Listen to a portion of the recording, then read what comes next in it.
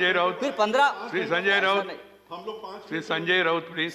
Sir राष्ट्रपति जी के जो टाइम दिया उस हिसाब से। राष्ट्रपति जी के अभिभाषण पर हम लोग 5 मिनट बोलेंगे। चर्चा कर रहे हैं। कल 5 मिनट जरूर मिलेगा। कल धर्मेंद्र प्रधान जी यहाँ बोल रहे थे और बार बार हमारी तरफ कटाक्ष करके हमें ये बोल रहे थे कि सच सुनो, सच सुनने से मोक्ष प्राप्त होता है। हम तो 6 साल से सच सुन रहे हैं और झूठ को भी सच मान रहे हैं, लेकिन आज जो चल रहा है हमारे देश में, जो माहौल है, मैं देखता हूँ जो सच बोलता है, जो सच लिखता है, उसे गद्दार, देशद्रोही कह के पुकारा गया, बोल दिया जाता है। कल इस बारे में चर्चा हम लोगों ने की, दिग्विजय साहब ने बहुत उस बारे में कहा है। सर, जो सरकार से सवाल पूछेगा उस पर देशद्रोही का मुकदमा ठोक दिया जाता है। कितने नाम मैं आपको बता सकता हूं। हमारे सदन में संजय सिंह, जो हमारे सदस्य है संजय सिंह, उसके ऊपर देशद्रोह का मुकदमा है। राजदीप सरदेसाई, जाने माने पत्रकार, जिसको हमने सरकार ने पद्मश्री दिया है, पद्म पुरस्कार सम्मानित किया है, उसको हमने देशद्रोही बना दिया है। शशि थरूर, जो यूनाइटेड नेशन में हमारे देश के प्रतिनिधि थे, एमपी है, कैबिनेट में थे, उसको भी देशद्रोही का उसके ऊपर मुकदमा ठोक दिया है।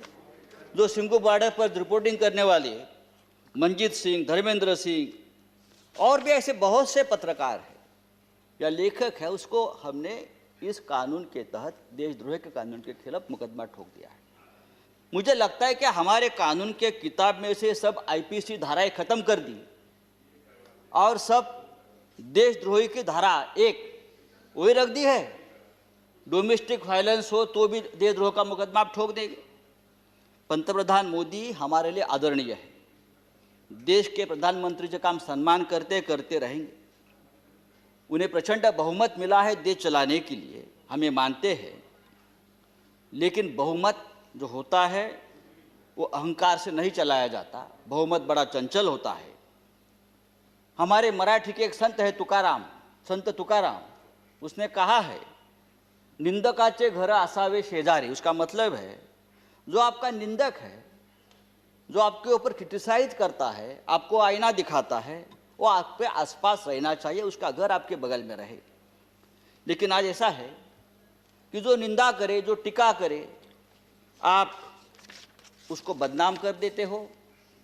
जैसे किसान आंदोलन, जिस तरह से इस किसान आंदोलन को भी बदनाम करने की कोशिश या साजिश चल रही है, मुझे लगता है देश के प्रतिष्ठा के लिए ठीक नहीं है, किसानों के लिए ठीक नहीं है, हम सब के लिए ठीक नहीं है।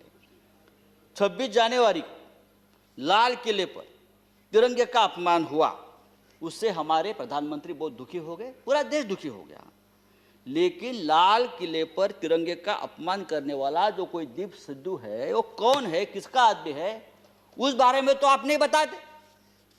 वो किसका आदमी है, उसको किसने ताकत दी है, ये सिद्धू अब तक पकड़ा नहीं गया। लेकिन 200 से ज्यादा किसान इस प्रकरण में तिहाड़ जेल में बंद है और उनके ऊपर देशद्रोह का मुकदमा चल रहा है। 100 से ज्यादा आंदोलक जो युवा है वो लापता है। वो कहाँ है, पुलिस ने उसका क्या किया, उसका एनकाउंटर किया है, क्या क्या मार दिया, वो पता नहीं है। तो ये जो है ये देशद्रोही है, अपने हक के लिए लड़ते हैं। लेकिन देश प्रेमी कौन है हमारे देश में? अर्नब गोस्वामी, जिसके वजह से एक निरपराध व्यक्ति महाराष्ट्र में जिसने आत्महत्या की, कंगना रनावत, ये देश प्रेमी है। राष्ट्रीय नेशनल सिक्योरिटी ऑफिशियल सीक्रेट संदर्भात, उस संदर्भ में उसने जो सामने लाया है, पूरा ऑफिशियल सीक्रेट तोड़ दिया हमारा। बालाकोट स्ट्राइक के बारे में पहले से ही जानकारी सबको बता दी।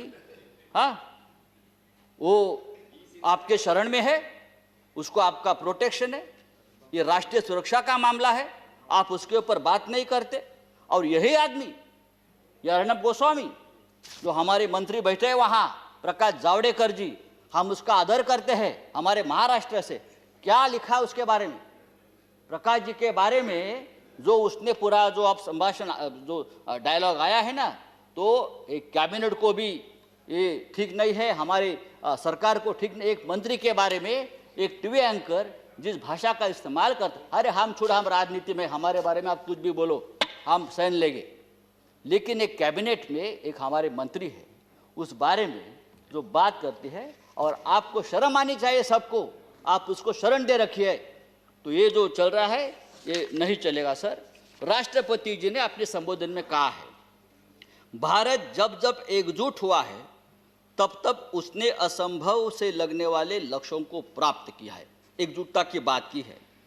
अगर ये बात सच है तो गत 3 महीनों से दिल्ली के सीमा पर किसान आंदोलन की एकजुटता तोड़ने में सरकार क्यों लगी है? संजय जी, हजारों किसान आपका 6 मिनट समाप्त हो गाजीपुर गया। सिंगू बॉर्डर पर अपने हक के लिए लड़ रहे हैं, और आप इस एकजुटता में आपको देशद्रोह दिखता है।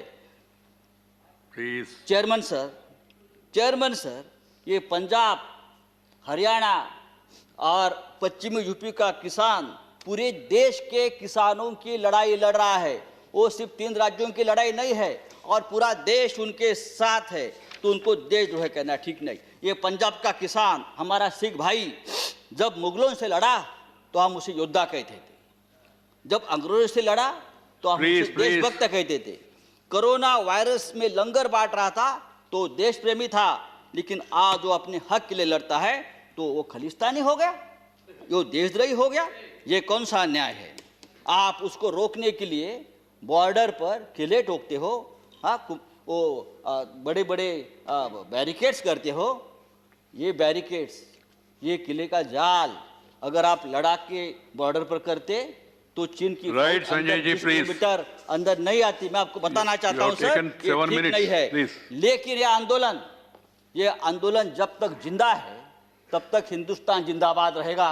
ये आंदोलन ही हमारी ताकत है, ये देश की ताकत है। Thank you very 3 much. कृषि कानून, श्री रामदास अठवले, श्री रामदास अठवले, ये 3 कृषि कानून के बारे में नहीं, मैं क्या करूं? आप बाकी राइट, राइट।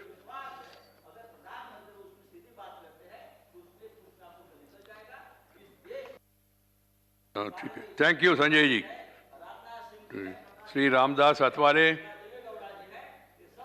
तो हमको बुलाया, वो नहीं है तो फिर आगे मौका नहीं मिलेगा।